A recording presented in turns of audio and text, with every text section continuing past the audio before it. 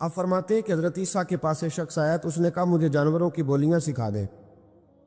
جناب عیسیٰ علیہ السلام فرمانے لگے، یا حضرت موسیٰ علیہ السلام فرمانے لگے، بھائی تو جس طرح بھی ہے نا تو اسی طرح ہی اچھا ہے، جو کام تیرے اختیار میں نہیں ان میں مداخلت نہ کر، جو کام جس کا ہے اسی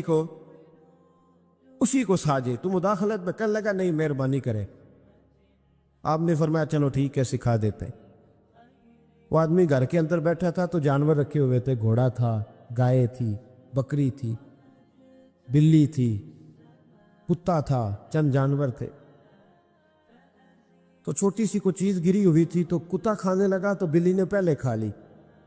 اس نے کہا مجھے تو کیوں نہیں کھانے دیا، ساری کھا گیا ہے۔ تو بلی کہنے لگی فکر نہ کر، تمہارے مالک کا گھوڑا کل مر جائے گا، بڑا ذرا گوشت ہوگا، کھا لینا۔ مالک نے بات سن لی، وہ بڑا سمارٹ بنا، گھوڑا رات کو ہی بیچ آیا، تو اگلے گھر جا کے مر گیا۔ اب اگلے دن بلی اور کتا پھر بات کر رہے ہیں تو کتا کہتا ہے تو بڑی جھوٹی ہے، تو نے کل کہا تھا گھوڑا مرے گا، وہ تو مرا ہی نہیں۔ کہنے لگی چل فکر نہ کر، آج گائے مرے گی۔ اس نے سن لیا اور گائے بھی چھوڑ آیا۔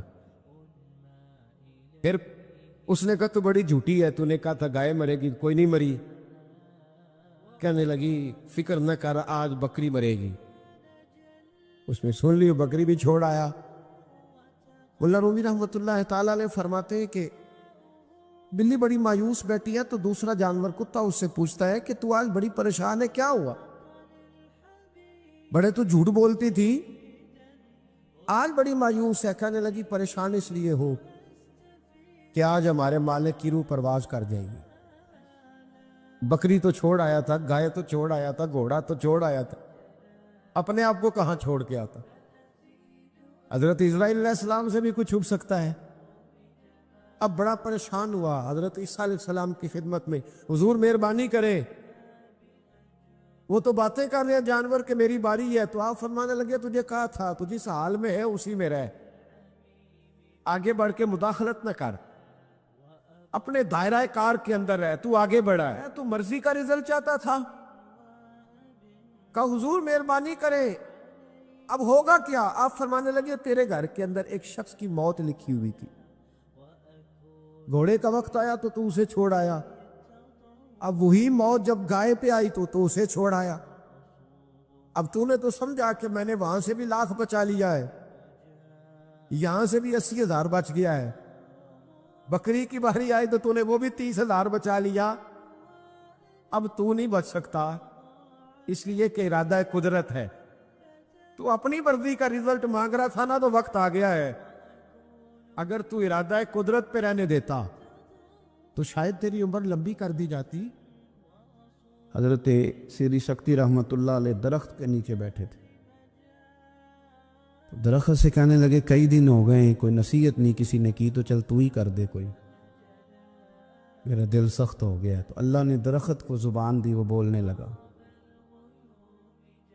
کہنے لگا میری طرح کے بن جائیں، خود دھوپ میں جلتا ہوں، لوگوں کو چھاؤں دیتا ہوں،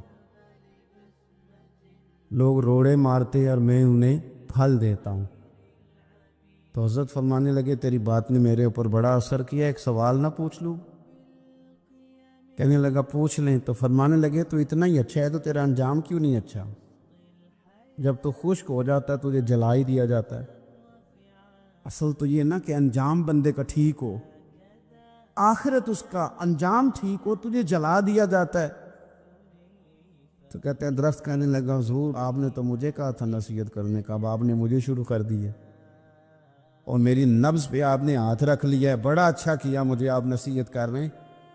کہنے لگا حضور میرے اندر بڑی خوبیاں ہیں پر ایک خامی ہے جس وجہ سے میرا انجام ٹھیک نہیں ہوتا، میرے پاس استقامت کوئی نہیں، ادھر کی ہوا ہوتی ہے میں بھی ادھر کا ہی ہو جاتا ہوں، اگر کہیں استقامت ہوتی تو پھر میرا یہ انجام نہ ہوتا۔ استقامت اختیار کریں زندگی کے اندر، استقامت جو ہے وہ انسان کا انجام ٹھیک کرتی ہے۔ تیرا جو توکل ہے وہ مضبوط ہونا چاہیے، تیرا بھروسہ اپنے رب کی ذات۔ تو غافل ہو گیا اللہ سے، تو نے اسباب پر بھروسہ سارا کرنا شروع کر دیا، اسباب اختیار کیے جاتے ہیں بھروسہ رب کریم پہ کیا جاتا ہے. دینے والا عزت بھی اللہ دے گا، رزق بھی اللہ دے گا. بلکہ امام غزالی رحمۃ اللہ علیہ نے تو حدیث لکھی ہے، آپ فرماتے ہیں کہ نبی پاک صلی اللہ علیہ وسلم نے فرمایا جس نے بندوں سے عزت تلاش کی رب اسے رسوا کر دے گا. جو سیاست کر کے عزت حاصل کرنا چاہتا ہے، جو اس طرح کا ماحول بناتا ہے کہ میں کوئی ایسے کام کروں کہ لوگ میری واہ واہ کریں، لوگوں سے عزت کا حصول کرنے والے کو رسوا کر دیا جاتا ہے.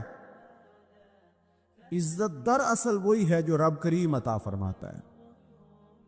میرے عزیز دوستو، آپ اپنی توجہ، دل کی توجہ، روح کی توجہ اپنے مالک کی جانب جب کر لیتے ہیں، غفلت کا پردہ اتار دیتے اور ہر وقت غلبہ رکھنا پیسوں کا، ہر وقت اسی میں سوچنا، اسی میں محو ہو جانا، پھر آپ کا ذہنی نقصان ہوتا ہے. پھر آپ کی روح جو ہوتی ہے وہ بے چین رہنے لگتی ہے. پھر ایسے بھی غریب دیکھے جن کے پاس پیسے ہیں، پیسوں کے علاوہ کوئی شے بھی نہیں. پھر ایسے بھی تنگ دست دیکھے کہ جن کے پاس جائیدادیں بڑی ہیں اور ان کے پاس رات کو سکون سے سونے کے لیے وقت کوئی نہیں. عزیز بھائی، حضرت ویسے کرنی رضی اللہ تعالیٰ عنہ کی ملاقات ہو گئی حضرت حرم بن حیان کے ساتھ. یہ بھی تابعی ہیں. تو حضرت حرم بن حیان رحمۃ اللہ علیہ کہتے ہیں یہ نا ہم تو خیر بڑی ساری باتیں سنتے ہیں تو نصیحت نہیں نہ حاصل کرتے. ویسے بھی یہ دور تقریریں کرنے، تقریریں سننے کا ہے. جو عمل کرنے والے لوگ تھے ان کا کیا طریقہ تھا کہ وہ ایک دو جملہ ہی کافی تھا. علم و بس کری ہو یار، وہ ایک کوئی عرفتے نہیں درکار. جملہ ایک بھی تیرے لیے کافی ہے، لیکن شرط یہ کہ تو عمل کا ارادہ رکھتا ہو، تیرا خیال ہو کہ عمل کرنا. وہ لوگ نا مختصر سی باتیں کرتے، مختصر سی نصیحتیں کرتے، لیکن وہ عکس جلدی کرتے، اس میں سے اپنے لیے خیر جلدی تلاش کرتے. حضرت حرم بن حیان کی ملاقات ہوئی حضرت اویس کرنی رضی اللہ تعالیٰ عنہ کے ساتھ. تو حضرت حرم بن حیان کہتے ہیں میں نے عرض کی حضور میں کسی ملک میں جا کے رہنا چاہتا ہوں، کہیں سکونت اختیار کرنا چاہتا ہوں، یہاں سے ہجرت کرنا چاہتا ہوں، تو مجھے کوئی آپ مشورہ دے میں کہاں جاؤں. تو فرماتے ہیں کہ میں نے جب یہ سوال کیا تو حضرت ویسے کرنی نے مجھے اشارہ دیا، فرمانے لگے ملک شام چلا جا. کہتے میں نے اگلا سوال کیا حضور وہاں جا کے کاروبار کیا کروں گا، رہوں گا کیسے، کھاؤں گا کہاں سے. تو فرماتے ہیں حضرت ویسے کرنی نے رومال اٹھایا، کندھے پہ رکھا اور چلنے لگے. میں نے کہا حضور آپ نے سوال کا جواب ہی نہیں دیا. تو فرمانے لگے جس دل کو ابھی تک یہی یقین نہیں آیا کہ روزی کون دیتا ہے اسے میں نصیحت کیا کروں. میں تجھے نصیحت کروں جیسے آج تک یہی نہیں پتا کہ روزی کون دیتا ہے. تو ابھی تک اپنے دل کو پکا ہی نہیں کر پایا کہ روزی رب دیتا ہے. او خدا کے بندے کیا نصیحت کروں تجھے، تو ابھی تک یہاں اڑا ہوا ہے. مال کماتے کماتے مقصد مال نہیں بنانا، دولت حاصل کرتے کرتے محبت دولت کی نہیں دل میں پیدا کرنا. بال بچے، گھر بار، مکان، اس کے پیچھے بھاگتے بھاگتے ایسا نہ ہو کہ پلٹ کر دیکھیں تو ہمارا بہت سا روحانی، فکری اور ذہنی نقصان ہو چکا ہو. بہت سارے لوگ ہم میں سے ایسے ہیں جو الحمدللہ مقصود نہیں دولت کو بناتے، جن کا مقصود رزق حلال ضرور ہے لیکن وہ اس کو اپنے ذہن پہ سوار نہیں کرتے، صرف دولت کی ہو کے زندہ نہیں ہے، وہ اللہ کے بندے بن کے زندہ ہے، رسول اللہ صلی اللہ علیہ وسلم کے غلام بن کے فخر محسوس کرتے. دولت کی طرف جتنی زیادہ ہماری توجہ ہو گئی ہے اور مال کی جانب جتنا زیادہ ہمارا ذہن ہو گیا ہے، سارے رشتے مال میں تلنے لگ گئے، ہر چیز کو اسی عینک سے دیکھا جانے لگا ہے. اللہ تعالیٰ نے قرآن مجید میں ارشاد فرمایا کہ یا ایھا الذین آمنوا لا تلہکم اموالکم ولا اولادکم عن ذکر اللہ. اے ایمان والو، تمہارا مال اور تمہاری اولاد تمہیں اللہ کے ذکر سے کہیں غافل نہ کر دے. اولاد بھی تمہاری ہے، مال بھی تمہارا ہی ہے، رہے گا بھی تمہارے پاس، لیکن اس کی موجودگی میں غافل نہ ہو جانا، غافلوں جیسی زندگی نہ بتانا۔ جو لوگ سڑک کو منزل بنا لیتے ہیں وہ رستے میں رہ جاتے ہیں۔ سڑک جو ہوتی ہے وہ راستہ ہوتی ہے، منزل نہیں ہوتی۔ یہ جو رزق ہے، دولت ہے، مال ہے، اولاد ہے، یہ تو سارا رستہ ہے اللہ کی طرف جانے کا، کہ تھوڑا سا رزق حلال کمائیں، کمر سیدھی ہو جائے، اور پھر ہم اپنے رب کریم کی عبادت کریں۔ ہم رزق حلال کمائیں تاکہ ہم ہاتھ پھیلانے سے بچیں، اور ہم اللہ کے بندوں کی ضروریات کا خیال کریں، دین کے کاموں میں اپنے آپ کو مشغول کریں، کچھ نہ کچھ اپنا حصہ پیش کریں۔ یہ مقصود تھا، یہ منزل نہیں، یہ تو صرف ایک رستہ تھا۔ ہم نے اب کیا کیا ہے کہ یہی چیز ہماری منزل بن کے رہ گئی ہے۔ رات پیسے گننا، سویرے اٹھ کے پھر گننا شروع کر دینا، پیسوں میں رشتوں کو تولنا، پیسے کے ساتھ ہی اپنے آپ کو ہر وقت لگائے رکھنا۔ الجھ کے رہ گئے ہیں لوگ، الجھ کے، اور پھر کوئی بندہ جیت نہیں رہا۔ ہمارے دادا بھی یہی کہتے تھے کہ کچھ پیسے کمانے ہیں تاکہ بچے پال لوں، یہ کہتے کہتے چلے گئے۔ ہمارے ابا بھی یہی کہتے تھے، پھر اس کے بعد ہم نے بھی یہی بولی بولنی شروع کر دی ہے، تو جیتا تو کوئی بھی نہیں، جیتا تو کوئی بھی نہیں۔ مال کو ضرور حاصل کرے۔ حضرت بہاؤالحق نقشبند بخاری رحمۃ اللہ علیہ فرماتے ہیں، میں نے مینا کے میدان میں ایک نوجوان دیکھا جو لاکھوں کا کاروبار کر رہا تھا، لاکھوں کا، دیناروں کا کاروبار کرتا تھا، سونے چاندی ہیرے جواہرات کا کام کرتا تھا، لیکن فرماتے میں نے اس کے دل پہ نظر ڈالی، لاکھوں کا کام کرتا تھا پر اس کا دل ایک منٹ کے لیے بھی اپنے رب کی یاد سے غافل نہیں تھا۔ ہر وقت اس کا دل اپنے مالک کی یاد میں مصروف تھا، ہر وقت۔ ارشاد فرماتے ہیں کہ میرا شروع میں اس کے بارے میں گمان یہ تھا کہ دیکھو یہ شخص کیا کر رہا ہے، پیسہ کما رہا ہے، دولت کے چکر میں پڑا ہوا ہے۔ فرماتے ہیں کہ پھر میں نے ایک اور منظر دیکھا، ایک اور رنگ میں نے دیکھا کہ وہ کما رہا تھا، اور پھر اختتام حج پہ میں نے دیکھا کہ جو کمایا تھا سارا اللہ کے بندوں پہ خرچ کر رہا تھا۔ آپ اور میں، ہم نے دیکھنا صرف یہ ہے کہ کہیں ایسا تو نہیں ہے کہ دولت میں الجھ گئے۔ بہت سارے لوگوں نے یہ کہا تھا، ہم سنتے تھے جب کوئی آدمی جانے لگتا تھا نا پردیش پیسہ کمانے کے لیے، تو وہ کہا کرتا تھا کہ میں ملک سے باہر جا رہا ہوں، 2 4 5 سال لگا کے آؤں گا، واپس آ کے پھر یہاں میں نے کوئی کام کرنا ہے، تھوڑے سے پیسے کماؤں تاکہ یہاں نہ پھر میرا سلسلہ کوئی بن جائے۔ وہ 3 سال لگانے گئے تھے پر 30 گزر گئے ہیں، لوٹ کے واپس کوئی نہیں آئے۔ وہ 4 سال کا کہہ کے گئے تھے پر سال 40 ہو گئے، لوٹے نہیں۔ کیوں نہیں لوٹے؟ اس لیے کہ پہلے مفاد چھوٹا تھا، خیال یہ تھا کہ تھوڑے سے پیسے آ جائیں گے، بچوں کا خرچہ چلنے لگ جائے، فیسیں پوری ہونے لگ جائیں، اور مجھے کسی سے مانگنا نہ پڑے، تو بس پھر میں کامیاب ہوں۔ یہ طے کیا تھا۔ اس کے فوراً بعد پھر جب باہر گئے تو خیال آیا کہ نہیں، صرف پنکھے کا نہیں، اے سی کا بل بھی دینا پڑے گا۔ پھر تھوڑا اور آگے بڑھے تو خیال آیا کہ چھوٹی گاڑی پہ گزارا نہیں ہوتا، بڑی گاڑی نہ لے لیں۔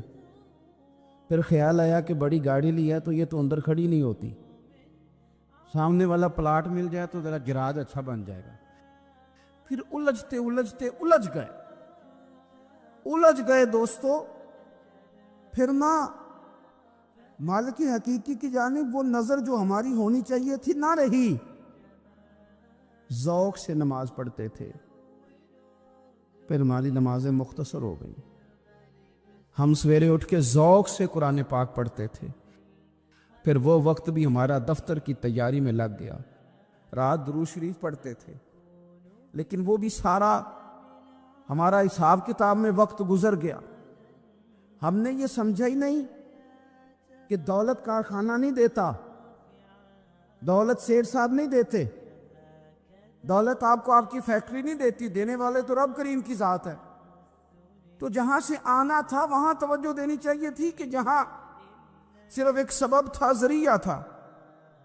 حضرت اویس کرنی رضی اللہ تعالیٰ عنہ، ہمارے صوفیاء میں ایک لفظ بولا جاتا ہے فقر بوذر، یعنی کچھ لوگ ایسے ہیں جو سیدنا ابو ذر غفاری رضی اللہ تعالیٰ عنہ کے طریقے پہ چلتے ہیں۔ ایک لفظ بولا جاتا ہے فقر بوذر، کچھ لوگ فقر بوذر کے قائل تھے، اسی مزاج کے قائل تھے حضرت سیدنا اویس کرنی رضی اللہ تعالیٰ۔ ان کے ذہن میں ایک بات بیٹھ گئی تھی کہ یار دینے والا اللہ ہے، ہماری جو غفلت ہے نا وہ بھلا کیوں ہوئی ہے؟ وہ اس لیے ہوئی ہے کہ پیسے کسی کو بھی برے نہیں لگتے، پتہ نہیں ان میں کیا کشش ہے۔ یہ نہ آپ کسی جگہ بھی ان کا نام لے لیتے ہیں، یہ کسی جگہ بھی آ جاتے ہیں تو یہ برے لگتے ہی نہیں۔ یہ جناب بڑی بڑی فقیری کا دعویٰ کرنے والے اور لوگوں کو طریقت اور تصوف کا درس دینے والے، ان کو بھی اچھے لگتے ہیں۔ یہ تو جناب جو لوگوں کو کہہ رہے ہیں فقیر ہو جاؤ فقیر ہو جاؤ، وہ خود امیر ہوتے جا رہے ہیں۔ یہ پتہ نہیں ان میں کیا ایسا خاص۔ ہمارے ایک استاد تھے تو مزاج میں بڑی ظرافت تھی، حالانکہ بڑے اللہ والے بندے تھے، تو بات بڑی وہ دل لگی کی کیا کرتے تھے۔ تو ایک دن ہم نے پوچھا استاد جی خوشبو کون سی اچھی لگتی ہے؟ کہنے لگے بیٹا جو پیسوں میں سے آتی ہے وہ مجھے بڑی اچھی لگتی ہے، اس لیے کہ ملتے کم ہیں۔ ہمارا نا جب اس طرح کا ذوق بن جاتا ہے نا، آپ مزاج بنا لیتے ہیں پیسوں کا، لوگ سمجھتے ہیں کہ غریبی کا ڈر شاید زیادہ ڈر ہے، لیکن کبھی آپ دروازہ رسول پہ جائیں نا تو حضور نے تو کوئی اور ڈر بیان کیا ہے۔ حضرت ابو عبیدہ بن جراح رضی اللہ تعالیٰ عنہ بحرین سے نا مال لے کے آئے بہت سارا، حضور نے بھیجا، جزیہ لینے گئے یا مال غنیمت کا کچھ مال تھا، آپ لے کے مسجد میں آئے تو لوگوں کو پتہ چل گیا کہ آج مال آیا ہے۔ اب سب کو حصہ ملتا تھا اس میں سے، بدریوں کو زیادہ ملتا تھا، باقی لوگوں کو بھی ملتا تھا۔ تو فجر کی نماز کے بعد لوگ گھروں کو جایا کرتے تھے، لیکن آج پتہ چلا نا مال آیا ہے۔ تو یہ سیاستہ میں حدیث موجود ہے، سب لوگ مسجد میں بیٹھے رہے۔ حضور علیہ السلام نے فرمایا تمہیں پتہ چل گیا مال آیا ہے؟ عرض کی حضور ہاں۔ فرمایا تمہیں بانٹنے لگے ہیں، دینے لگے ہیں۔ ہم نا غریبی سے ڈرتے ہیں، ہم اپنے بچوں کے لیے دعا کرتے ہیں ان پہ غربت نہ آئے، ہم اپنے بہن بھائیوں کے لیے دعا کرتے ہیں ان پہ غربت نہ آئے، کرنی چاہیے، لیکن ذرا اس حدیث کے مفہوم کو بھی دیکھیے گا۔ نبی پاک صلی اللہ تعالیٰ علیہ وآلہ وسلم نے فرمایا تمہیں دینے لگے ہیں، مال آ گیا ہے، لیکن میرے قریب نے اپنی امت کے لیے جس چیز کا ڈر محسوس کیا وہ کیا ہے؟ حضور کے دل میں کس چیز کا خدشہ تھا وہ کیا ہے بیان کیا۔ حضور فرمانے لگے لوگو مجھے تم پر غربت کا ڈر نہیں، یہ ڈر نہیں کہ تم غریب ہو جاؤ گے، بلکہ مجھے تو ڈر ہے کہ تم پر دولت پھیلا دی جائے گی، تم زیادہ مالدار ہو جاؤ گے۔ خوف غریبی کا نہیں، خوف تمہارے مال کا ہے۔ اور حضور فرماتے ہیں کہ پھر تم انہی باتوں میں مبتلا ہو جاؤ گے جن میں پرانی امتیں مبتلا ہوئی تھی، اور جب وہ اللہ کی نافرمانی میں مبتلا ہوئی تھی تو پھر وہ ہلاک کر دی گئی تھی۔ مجھے ڈر ہے، مجھے ڈر ہے۔ ہاں جہاں دولت آتی ہے وہاں سستی بھی آتی ہے، جہاں دولت آتی ہے وہاں معاذ اللہ عیاشی بھی آتی ہے، جہاں دولت زیادہ آ جاتی ہے وہاں پھر لوگ ہر چیز کو دولت میں تولنے لگتے ہیں۔ جہاں دولت زیادہ آتی ہے میرے بھائی، پھر لوگ سمجھتے ہیں کہ ہر چیز میں خرید لوں گا، پھر لوگوں کے ذہنوں کے اندر اس طرح کا فطور آتا ہے۔ حضور نے فرمایا مجھے ڈر ہے تمہارے دولت مند ہونے کا، ڈر ہے دولت مند ہونے کا۔ یارو اپنے پیسوں سے ڈرا کرو، اپنی جائیدادوں سے ڈرا کرو، اپنے مال سے ڈرا کرو۔ وہ ہم نے جو بڑے بڑے محلات تعمیر کرنے شروع کیے ان سے ڈرا کرو، اس لیے کہ حضور نے فرمایا مجھے ڈر ہے۔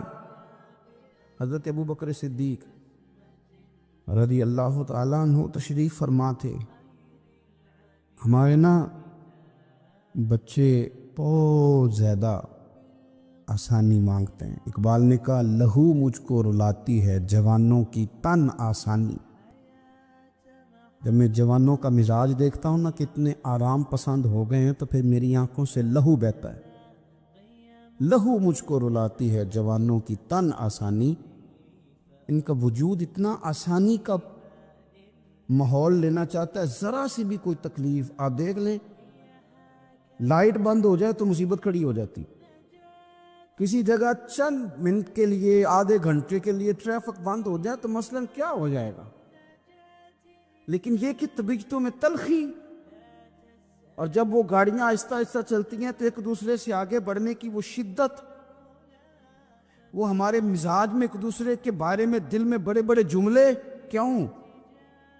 اس لیے کہ ہماری طبیعت آسانی پسند ہے. ذرا سی بھی کوئی رکاوٹ ہم نہیں برداشت کرتے. تھوڑی دیر کے لیے ٹھہرنا پڑ جائے ہمارے لیے بڑا مشکل کام. آپ ہمیں ہماری مرضی کے خلاف کوئی بات کر دیں تو ہمیں بگڑا ہوا سمجھے. ہماری طبیعت میں وہ آسانی ہے. یہ آسانیاں انسان کو پھر بڑے بڑے کام نہیں کرنے دیتی. پھر انسان کمزور پڑ جاتا ہے. پھر وہ کوئی کسی انقلابی تحریک کا کبھی حصہ نہیں بن سکتا. اگر وہ بڑی صلاحیت بھی رکھتا ہو تو وہ زندگی میں کوئی کارنامہ سر انجام نہیں دے پاتا، کیونکہ طبیعت میں آسانی آ گئی. اس کا مزاج ہی نہیں. جس بندے کو گرمی زیادہ لگتی ہے وہ کیسے آگے بڑھے گا؟ یہ سیٹھوں کے بیٹے، مالداروں کے بیٹے، پیروں کے بیٹے، بڑے بڑے جناب مشائخ کے صاحبزادگان الا ماشاء اللہ آگے نہ بڑھنے کی وجہ کیا ہے؟ صرف یہ ہے کہ طبیعت کا تقاضا یہ ہے کہ ایک آدمی نے رومال پکڑا ہے، دوسرے نے جوتا پکڑا ہے، تیسرا گاڑی کھول رہا ہے. جب آپ اس قدر زیادہ ان کو آسانیوں میں مبتلا کر دیتے ہیں پھر ان کے لیے جہاد کرنا، میدان میں نکلنا ممکن ہے. حضرت یوسف علیہ السلام کے بھائیوں نے کہا کہ سمجھ تو آ گئی ہے ہمیں کہ ہم نے زیادتی کی، ظلم کیا، اب کرنا کیا ہے؟ تو جناب یوسف کہنے لگے کچھ بھی نہیں کرنا، جاؤ تمہیں معاف کیا. معافی مل گئی. انہوں نے کہا کہ ہمیں تو معافی مل گئی، تو ابا جی تو رو رو کے ان کی بصارت کم ہو گئی آنکھوں کی. ماں بڑا پیار کرتی ہے، پر بیٹے سے جو باپ پیار کرتا ہے اس کا بھی اندازہ کوئی نہیں کر سکتا. کوئی نہیں کر سکتا. دیکھیں نا، اللہ کے نبی حوصلے والے، صبر والے ہوتے ہیں، پر بیٹے کی جدائی بین اللہ کے نبی نے بھی اتنے آنسو بہائے، اتنے آنسو بہائے بیٹے کی جدائی میں کہ نظر آنا کم ہو گیا. بصارت. بیٹے کو ابا جب بھی فون کرتا ہے پردیس میں کہ تو آ جا چند گھڑیوں کے لیے، میرا پتہ کوئی نہیں. کہتا ابا جی بس ایک کاغذ رہ گیا، میں آیا. جب ابا جی پردہ کر لیتے ہیں تو کہتے ہیں اس کو برف میں لگا دو، میں 3 دنوں کے بعد آ جاؤں گا. اب کیا فائدہ؟ اب تو رہ ادھر ہی، اب کوئی پڑھ دے گا جنازہ بھی. اب تو آ کے میں نے منہ دیکھنا ہے تو کیا ہوگا اس سے؟ اب تو نبی پاک کا حکم ہے جب کوئی انتقال کر جائے تو جلدی دفن کرو. اب تیری ماں نے ساری زندگی آنکھیں دروازے پہ لگی رہیں کہ اللہ کرے وہ آ جائے. اس وقت تو تجھے خیال نہیں آیا، تو تجھے کاغذوں سے پیار رہا، تو اب کس بات کا انتظار؟ حضرت یوسف علیہ السلام سے بھائی کہنے لگے کہ جناب یعقوب کو نظر آنا کم ہو گیا ہے، ان کا کیا کرے؟ تو قرآن ہے بھائی، قرآن. میں نے کہا یا ہمیں سمجھا دو یا ہم سے سمجھ لو نا بھائی، ہم سے ہی سمجھ لو. یہ کس آیت کا بتاؤ، کیا ترجمہ کریں بتاؤ. اور تم بلڈوزر چلاؤ حضرت علیمہ کے گھر پہ تو ہم چپ رہیں. یہ بھی کس طرح ہو سکتا ہے؟ حضرت یوسف کے بھائیوں نے کہا کہ ابا جی کی آنکھوں کی بینائی کم ہو گئی ہے، اب کیا کرے؟ قرآن ہے. کہنے لگے اذهبوا بقمیصی، یہ میری قمیض لے جاؤ. حضرت یوسف کہتے ہیں یہ میرا کرتا لے جاؤ، میری قمیض لے جاؤ. ھذا فالقوہ علی وجہ ابی یاتی بصیرا، میرا کرتا لے جاؤ، میرے ابا کے چہرے پہ ڈال دینا، ان کی آنکھوں کو اللہ روشن فرما دے گا. اگر حضرت یوسف علیہ السلام کے وجود سے کرتا لگے تو آنکھیں روشن ہو جائیں. تھوڑی دیر کرتا ان کے وجود سے لگے تو آنکھیں روشن ہو جائیں. اور جناب حلیمہ کے کمرے میں، حجرے میں، گھر میں تو 4 سال میرے نبی گھومتے رہے، وہاں آرام کرتے رہے، وہاں تو حضرت جبریل ان کا دیدار کرنے آتے رہے، وہاں تو فرشتے اس گھر کو جھک جھک کر دیکھتے رہے. وہ مکان جنت نظیر جہاں اللہ کی ساری رحمتیں برستی رہیں، اس میں تبرک ہی کوئی نہیں، اس میں برکت ہی کوئی نہیں. آؤ، یہ تو بات ہے نا حضرت یوسف علیہ السلام کی، بخاری مسلم. میں نے کہا کہ یار یا تو یہ حدیث علیحدہ کر یا پھر ہمیں اس حدیث کا ترجمہ بتاؤ. بات بھی کسی معمولی ہستی کی نہیں، جناب سیدہ عائشہ صدیقہ کی بڑی بہن، حضرت ابو بکر صدیق کی بڑی صاحبزادی، اور وہ والی بی بی جسے میرے نبی نے پیار ہی بڑا کیا ہے. حضور کے لیے غار ثور میں کھانا لے کے جانے والی حضرت اسماء بنت ابی بکر صدیق، وہ کہتی ہیں میرے پاس مصطفیٰ کا ایک جبہ تھا، حضور کا ایک جبہ. کون سا؟ جسے میرے نبی نے کچھ دفعہ یا ایک دفعہ پہنا تھا. تو کہا اماں جی پھر آپ نے کیا کیا؟ تو حضرت جناب سیدہ اسماء بنت ابی بکر صدیق کہنے لگی وہ تھا حضرت عائشہ کے پاس. جب وہ بیمار رہنے لگی تو میں نے کہا عائشہ یہ خزانہ بڑا قیمتی ہے، مجھے نہیں دے دیتی؟ وہ جبہ میں نے لے لیا. بخاری مسلم ہے، بخاری مسلم. حضرت جناب سیدہ اسماء بنت ابی بکر صدیق سے لوگوں نے پوچھا اماں جی آپ کیا کرتی ہیں؟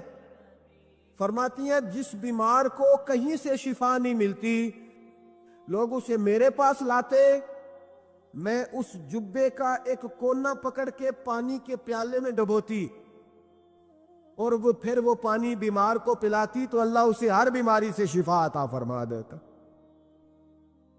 اللہ اسے ہر بیماری سے. میرے اعلی حضرت فرمانے لگے لا و رب العرش جس کو جو ملا ان سے ملا. قسم اٹھا کے کہتے ہیں لا و رب العرش جس کو جو ملا ان سے ملا. بٹتی ہے کونین میں نعمت رسول اللہ کی، بٹتی ہے کونین میں نعمت رسول اللہ کی. اور سورج الٹے پاؤں پلٹے، چاند اشارے سے ہو چاک، اندھے نجدی دیکھ لے قدرت رسول اللہ کی. اندھے نجدی دیکھ لے قدرت رسول اللہ کی صلی اللہ. یار ہم کیا کریں، ہم کدھر جائیں؟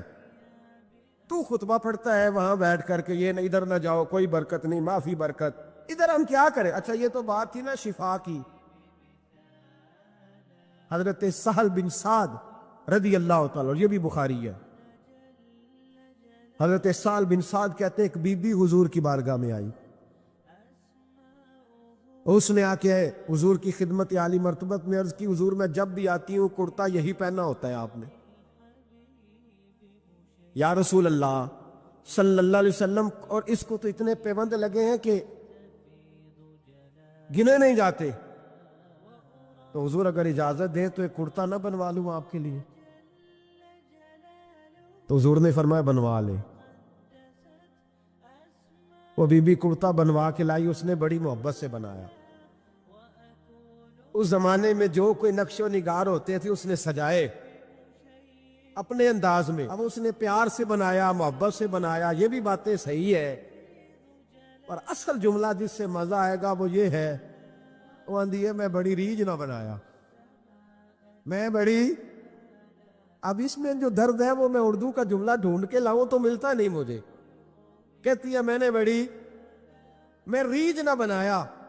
تو محبوب پاک کی بارگاہ میں لا کے تھال میں پیش کیا. حضور کی بارگاہ میں تھال میں. کچھ بندے زیادہ نیک ہو جاتے، سامنے والے کو پرہیزگاری کا مشورہ دیتے، کہتے کسی کو کوئی شے نہ لیا کرو. تو میں نے کہا اگر حضور لے لیں تو طلب کرنا منع ہے، لیکن قبول کرنا تو میرے مصطفیٰ کا طریقہ ہے. تو بھائی یہ ہمیں نہ اتنا ہی نیک بناؤ جتنا میرے رسول نے ہمیں بنایا ہے. 2 قدم آگے بڑھ کے کچھ لوگ مشورے دیتے ہیں، یہ مشورہ درست نہیں. نبی پاک نے فرمایا تو کسی سے طلب نہ کر، لیکن اگر کوئی تیری طرف تحفہ بڑھائے تو اسے قبول کر، محبت میں اضافہ ہوگا۔ جب حضور قبول کرتے ہیں جو کائنات کو بانٹتے ہیں، تو پھر تو دوسرے پہ کیسے پابندی لگا سکتا ہے؟ میرے رسول کریم علیہ السلام کو اس نے پیش کیا کہ حضور قبول کر لیں، حضور نے قبول کیا۔ اب حضور اس کا چہرہ دیکھنے لگے، مسکرا کے فرمایا تیرا دل کرتا ہوگا میں پہن کے بھی دکھاؤں؟ بے خبر ہو جو غلاموں سے وہ آقا کیا ہے، تیرا دل کر رہا ہوگا پہن کے دکھاؤں؟ تو کہا حضور دل یہی کرتا ہے، میں ٹھہر میں پہن کے آیا۔ قربان جائیں کیا اندازے۔ اچھا یہ سب کا نصیب بھی نہیں، یہ تبرک لینا، برکت لینا، لے کے آنا، یہ سب کا نصیب۔ آدم چشتی کئی دفعہ بڑی بڑی بات کر جایا کرتے تھے، کہنے لگے ایسا کوئی محبوب کہیں ہوگا نہ کہیں ہے، بیٹھا ہے چٹائی پہ مگر عرش نشیں ہے۔ اور کہنے لگے ایسے ہی لوگ کہتے ہیں میں مدینے نہیں گیا، میں حاضری نہیں دیتا، میں درود نہیں پڑھتا۔ کہنے لگے ہر ایک کو میسر کہاں اس در کی غلامی، ہر ایک کو میسر کہاں اس در کی غلامی۔ اس در کا تو دربان بھی جبریل امی ہے، ہر ایک کو میسر کہاں۔ بھائی تو ایسا ہی کہہ رہا میں گیا نہیں، ہر ایک کو میسر کہاں اس در کی غلامی، اس در کا تو دربان بھی۔ ایک جگہ کہنے لگے تمہارے رخسار کی تجلی تجلی نور سرمدی ہے، یہ مہر و ماہ کی ضیاء نہیں ہے، تمہارے چہرے کی روشنی ہے۔ وہ جلوہ ذات ذات حق سے جو سب سے پہلے جدا ہوا تھا، وہی بنا کشور رسالت، یہ چار سو جس کی روشنی ہے۔ جو ہم بشر ہیں تو وہ بشر کیوں، جو وہ بشر ہے تو ہم بشر کیوں، یہ راز ہے ایک، اسے وہ سمجھے جسے حقیقت سے آشنی، جسے حقیقت سے آگہی ہے۔ اور پھر آدم چشتی کہنے لگے زمانہ حیران کہ ایک بشر لامکان پہ پہنچا تو کیسے پہنچا، زمانہ حیران ایک بشر لامکان پہ پہنچا تو کیسے پہنچا۔ میں محو حیرت ہوں کہ عرش کی جہاں زمین پہ کس طرح رہ رہی ہے، میں محو حیرت ہوں کہ عرش کی جہاں زمین پہ کیسے رہ رہی ہے۔ تو بھائی نبی کریم علیہ السلام نے کہا تو ٹھہر میں پہن کے آیا۔ حضور اندر تشریف لے گئے، تھوڑی دیر کے بعد پہن کے آئے۔ اس خاتون کو اتنی خوشی ہوئی کہ اس کی آنکھوں میں آنسو ہی آ گئے، کہنے لگی دیکھو میرا نصیب میں بنا کے لائی ہوں، مصطفیٰ نے قبول فرمایا۔ بڑی راضی ہوئی، چلی گئی۔ حضرت سہل بن سعد کہتے ہیں قریب ایک صحابی کھڑے تھے، اور شارحین نے لکھا ہے معمولی آدمی نہیں، حضرت عبد الرحمن ابن عوف تھے، صحابہ میں سب سے امیر آدمی۔ اللہ اکبر، ذرا لطف دیکھیے گا۔ کہتے ہیں وہ قریب کھڑے تھے، جب حضور نے پہنا نا تو تعریفیں کرنے لگے، کہنے لگے سوڑیاں کمال ہی ہو گئی ہے، محبوب کیا بات ہے۔ حضور اس کے بنانے کی محبت کی بھی کیا ہی بات ہے، پر جو اللہ نے رنگ روپ آپ کو عطا فرمایا اس کی بھی کیا ہی بات ہے۔ یا رسول اللہ اتنا پیارا لگ رہا ہے، اتنا پیارا۔ جب کوئی زیادہ تعریف کری نا تو تعریف کرنے والوں کی بھی اپنی اپنی نیتیں ہوتی ہے نا۔ جب زیادہ ہی تعریف کی تو حضور نے فرمایا تجھے پسند آ گیا دے دوں، اور پسند آ گیا تجھے۔ کچھ بندے سیانے ہوتے ہیں، پتا ہوتا ہے جو مرضی پہ آ کے تیار ہی نہیں کرتا، جنہ مرضی تعریف کرو وہ کہتے تو لگا رہو مجھے پتا تو کی پیار ہے۔ تو کہا پسند آ گیا ہے یا رسول اللہ بڑا، تو فرمایا چاہیے، کہ حضور مہربانی ہو جائے تو کیا ہی بات ہے۔ سرکار اندر گئے، وہ پرانا کرتا دوبارہ پہنا، اور میرے رسول پاک علیہ السلام نے اس کرتے کو اتارا، بخاری پڑھ رہا ہوں، اور نبی پاک نے لا کے دیا، فرمایا چل یار وہ بھی راضی ہو گئی ہے تو بھی راضی ہو جا، چل دونوں ہی راضی ہو جائے، وہ بھی راضی ہو کے گئی تو بھی راضی ہو کے جا۔ اس کو دیا، حضور چلے گئے۔ صحابہ بعد میں اس صحابی کے پیچھے کہنے لگے یار تو تگڑا بندہ ہے، تجھے ضرورت ہی نہیں تھی۔ اور حضور علیہ السلام نے بڑی مشکل سے قبول کیا۔ حضور تو کسی کی طرف توجہ ہی نہیں کرتے، طلب ہی نہیں کرتے۔ یہ والا خیال ہی. اور اگر آج حضور نے قبول کیا اور اتنا پیارا لگا تو تجھے برداشت ہی نہیں ہوا. کس طرح کا آدمی ہے تو؟ جب لوگ اس کے گرد اکٹھے ہوئے تو حضرت عبد الرحمن ابن عوف کی آنکھوں میں آنسو آ گئے. کہنے لگے میرے بھولے دوستو تمہیں غلطی لگ گئی. تمہارا کیا خیال ہے میں نے ولیمے پہ پہننے کے لیے لیا ہے؟ تمہارا کیا خیال ہے شادی کی دعوت میں پہنوں گا؟ تم کیا سمجھتے ہو عید والے دن پہنوں گا؟ اور گویا اپنی داڑھی کو پکڑ لیا. کہنے لگے دیکھو بال سفید ہو رہے، پھل پک رہا ہے. گنہگار بڑا ہوں، اگرچہ بدر میں بھی گیا ہوں، احد میں بھی تلوار اٹھائی ہے، مال بھی دیا ہے، ہر جگہ گیا ہوں، پر کسی عمل پر بھروسہ نہیں. یہ کرتا حضور کے جسم سے لگ گیا ہے، اب اسے سنبھال کے رکھوں گا اور مرتے وقت وصیت کروں گا گھر والوں کو کہ جب میں مروں نا تو اس کرتے میں مجھے کفن پہنا دے. مجھے امید ہے جب حضور کا کرتا پہن کے قبر میں جاؤں گا تو رب کے فرشتے مجھ پر عذاب نہیں دیں گے بلکہ بغیر حساب کتاب جنت عطا فرما دیں گے.